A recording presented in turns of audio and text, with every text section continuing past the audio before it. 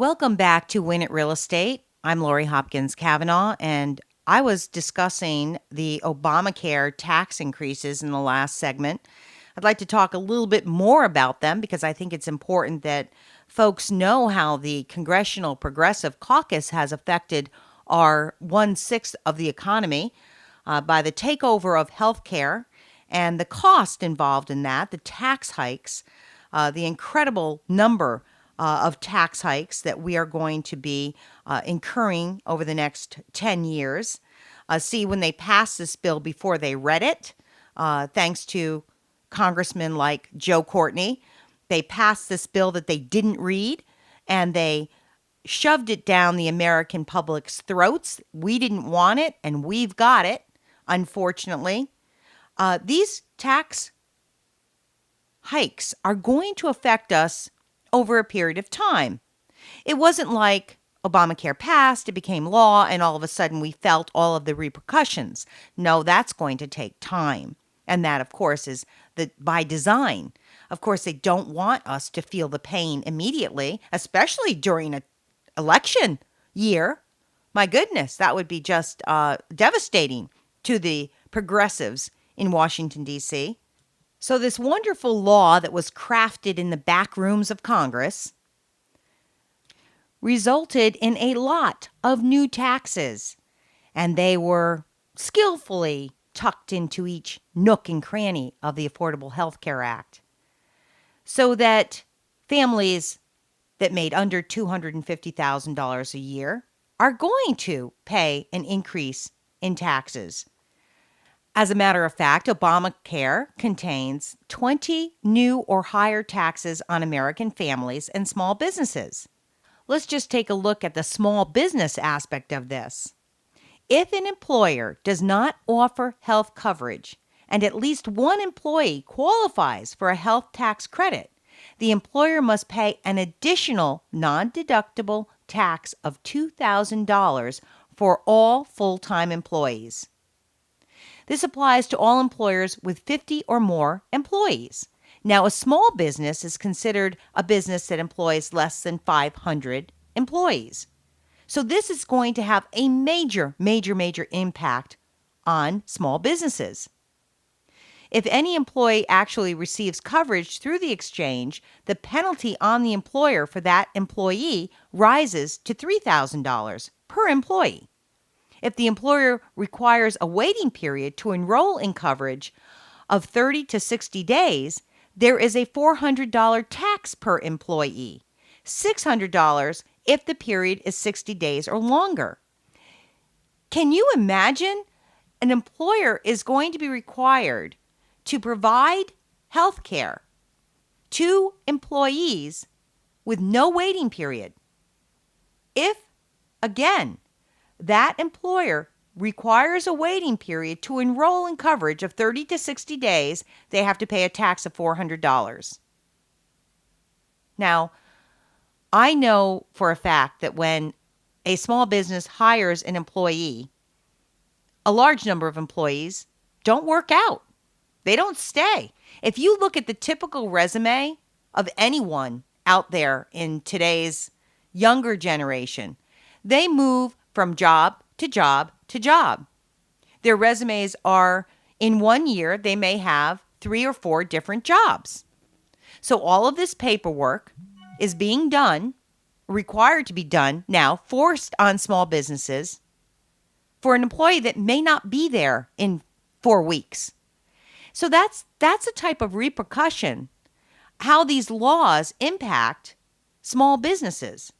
They're not equipped to deal with this type of regulation. And really, this is not a tax. To call it a tax, it's a penalty. But of course, the small business person has no voice in Washington, D.C. The only voice the small business person has is to go to the polls and vote out all those who voted for Obamacare, including Joe Courtney in the 2nd Congressional District of Connecticut.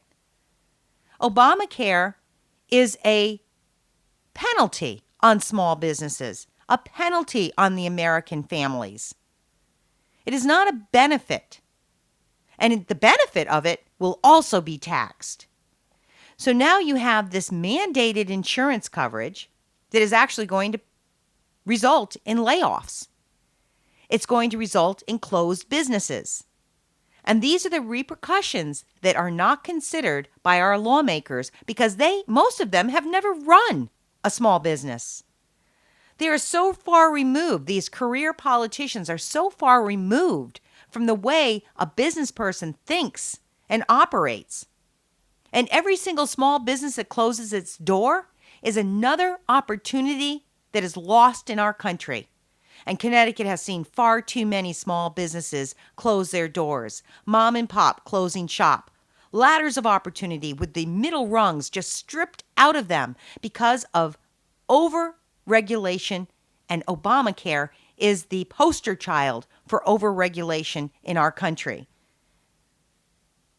So we know how Obamacare is going to hurt small businesses. Let's take a look at how it's going to hurt medical device manufacturers because they just got a 2.3% tax hike on the sale of medical devices.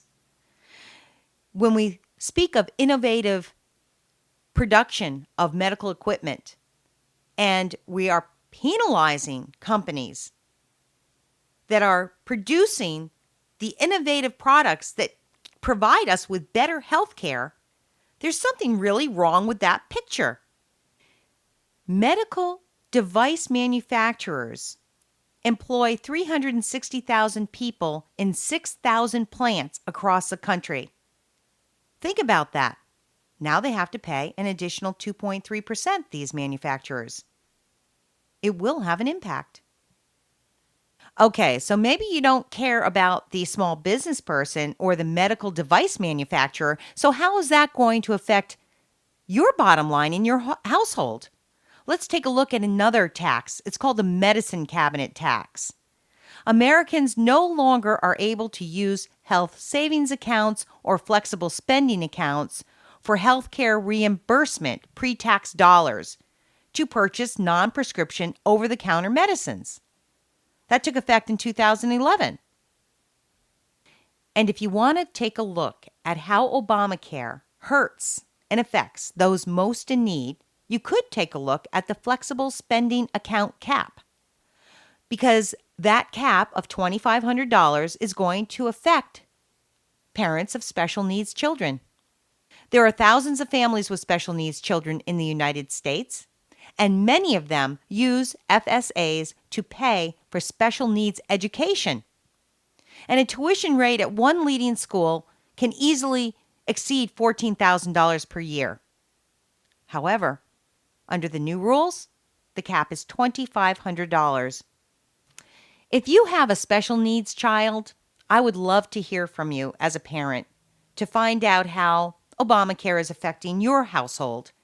If you could shoot me an email at Lori@LoriForCongress2014.com. That's Lori@LoriForCongress2014.com with your name and telephone number and your issue. I would love to read it and get back to you. I'll give you a call. There are so many stories that are not being told, and I'm sure special needs is one of them. Just like the housing industry, the middle class being stripped of their wealth, the elderly losing their lifelong savings in the housing market. Never been told. The story is not being told. But the suffering is out there. These regulations and taxes are hurting all of us. And that's why you don't see the prosperity. And Obamacare is really a healthcare law that needs to be repealed and replaced with a better system. A better system that is not controlled by Washington, D.C. A better system that allows parents to make decisions for their special needs children.